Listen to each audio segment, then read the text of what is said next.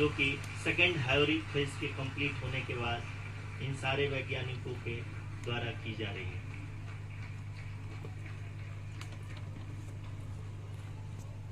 जी हाँ, आप अगर फिर से ध्यान से देखें तो एल्टीट्यूड पुनः कम होता जा रहा है।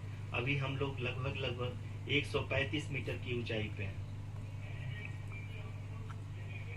The sensors that are updating at this point are providing confirmation of the safety of the landing site. As expected, the retargeting is going on, and this is a very good signature for the lander.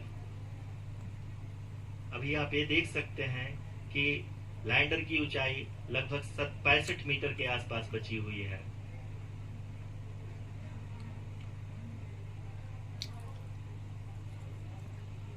Currently, only 2 engines are now being fired, and we are nearly at zero velocity, vertical and horizontal. We were hovering, and now we are approaching the moon's surface. धीरे धीरे lander की वेगमान को कम किया जा रहा है और हम अब लगभग 50 मीटर से भी कम आ चुके हैं।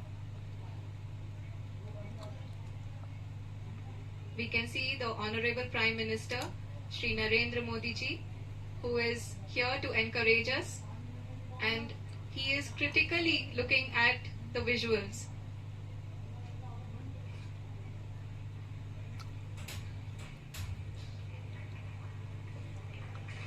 जी हाँ, आप अपनी स्क्रीन पे देख सकते हैं कि हम लैंडर मॉड्यूल।